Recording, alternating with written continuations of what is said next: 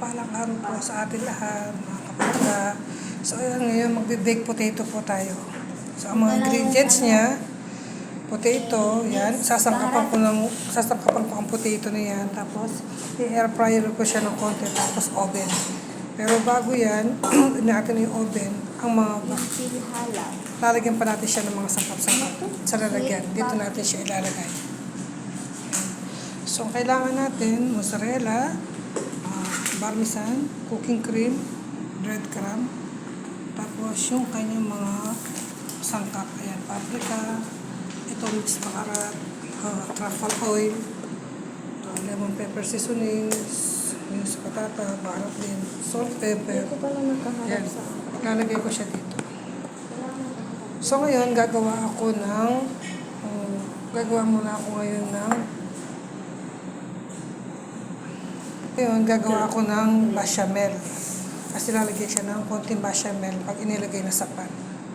So, ayan, kailangan ko ng flour. Ayan, naglalagay tayo ng dalawang taka na kutsara ilang taka lang ng flour, tapos ng milk, tapos ng cooking cream dito. So, ayan, naglagay na ako ng gatas, tapos cooking cream. Yung gatas niya siguro nasa 2 baso. Tapos cooking cream. Yan. Lalagyan mo rin siya ng cooking cream. Nasa tansya-tansya din po ang cooking cream. Ito na po yung ating mga So tapos yung asin. naglagay na po na tayo ng 2 kusarang flour, gatas, cooking cream, asin at paminta. Halo-haloin lang para yung kanyang harina ay matunaw. So ayan, halo-haloin lang natin siya hanggang sa lumapot ang ating bechamel. So habang hinihintay natin ang ating bechamel, gagawin ko na yung patata.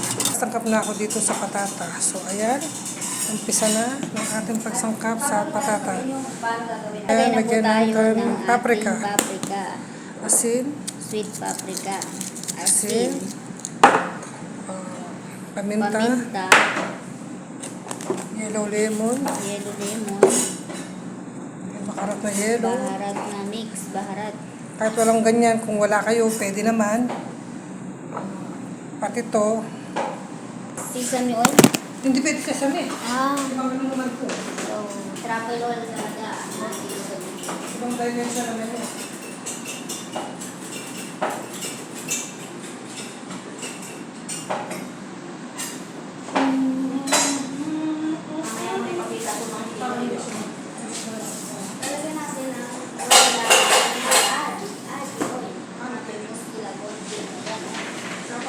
Sans. At i-mix natin. Ayan. Tapos ilalagay natin sa oven. Air fryer. Tapos yung ano natin, papagpakan muna sa inyo. Hindi ba siya malapot? Pero kailangan natin pagpagiin.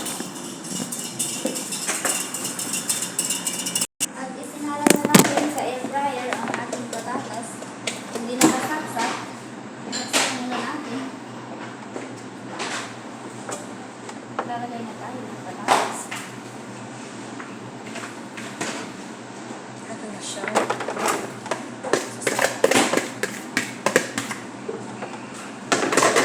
Ayun guys, nag-air fryer na.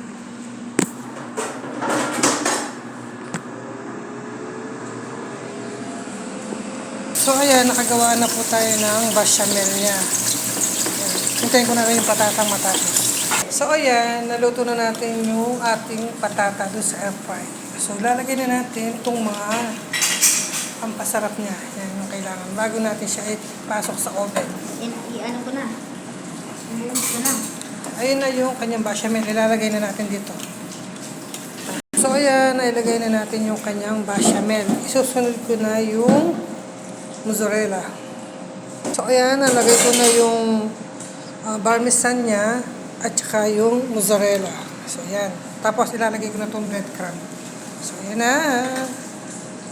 So ayan na nga po ang kanyang kinalabasan. Ilagay ko na yung breadcrumb niya.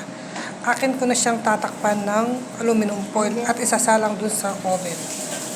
So ayan, isasalang ko na siya sa oven, tatakpan ko na siya ng aluminum foil.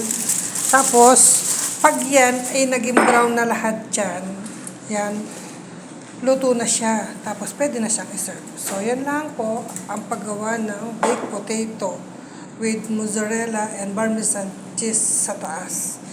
So yun lang po Nag-a-add sa aking mga tao. ang ating ginawang food ninyo na ating may Nakalang share. pa ang profile. God bless po sa ating lahat.